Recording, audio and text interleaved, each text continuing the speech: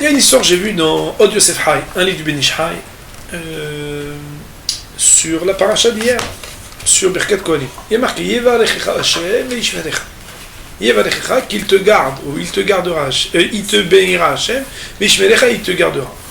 Rashi Akadosh, enfin les Mefarshim, ils disent Yevarechecha bemamon, il te bénira par l'argent, ve'yishmerecha min hamazikim, et il te gardera, on pourrait dire, de ceux qui pourraient te causer du tort.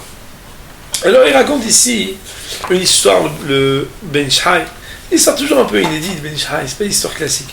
Il raconte l'histoire de Rabbi Yosef ben Kisma, qu'il avait des moyens, il était riche, et ses deux enfants, ils ont été kidnappés par un prince non-juif méchant à Yerushalayim. Enfin, de Yerushalayim. Et c'était un prince qu'on appelle d'Édom, donc un prince occidental. Et Rabbi Yosef ben Kisma, il arrive, et puis il lui dit, voilà, je voudrais avoir mes enfants. Il dit, oui, pas de problème, il faut me donner 100 pièces. Alors il dit, ok, et le Sar, le prince, il dit, non, même 100 pièces, je ne veux pas, je veux plus que ça.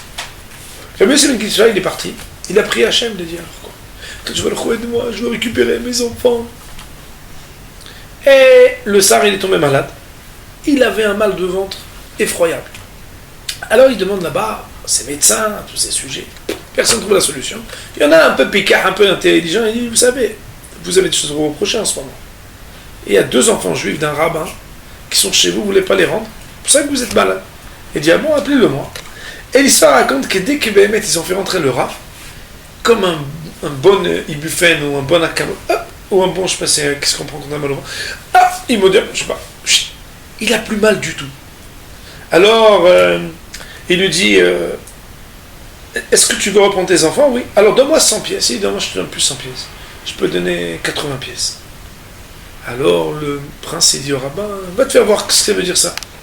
Qu'est-ce que ça veut dire déjà? Je devais te donner pour 100 pièces et maintenant 80 pièces? Il lui dit, pas de problème. Il s'en va dès qu'il sort.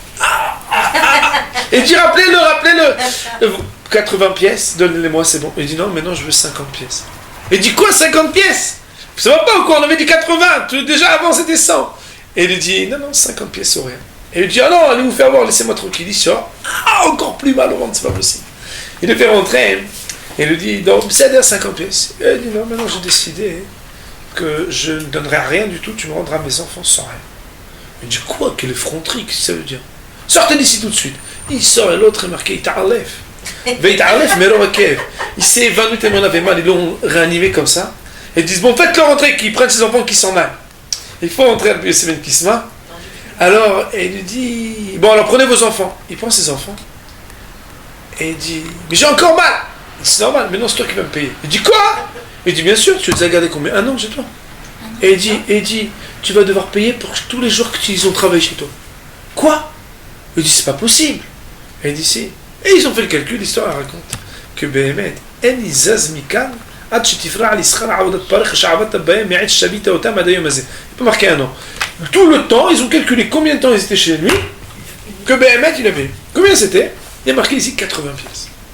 Il dit, le Ben Ish Hai de Varnifla, il dit, Varecha Hashem, que je vois, il t'envoie maman, il t'envoie l'argent, il t'envoie les besoins, il t'envoie ce que tu as besoin pour faire le mitzvot. Mais des fois, les gens, ils reçoivent la bracha, ils ont peur. Ils ne parlent pas, il y a des gens, ça marche, le business, quand on veut leur demander, ça va, ça peut aller. Il faut savoir que c'est vrai qu'il ne faut pas être un peu trop bavard, mais d'un autre côté, on ne peut pas dire que ça ne marche pas si ça marche. C'est aussi une halakha. On ne peut pas dire que ça ne marche pas. Mais là, il dit, des fois, il y a des gens, ils ont peur qu'on leur prenne. D'ailleurs, des gens, ils ne dorment pas la nuit. Pourquoi? Parce qu'ils ont peur qu'on leur prenne, on leur prenne. Il va les faire Hachem. Que je pourrais tomber la bracha. Mais je vais les zikim, ça veut dire quoi? S'il veut tomber la bracha, il te verra la bracha, il te verra aussi la shmira. Ça veut dire quoi?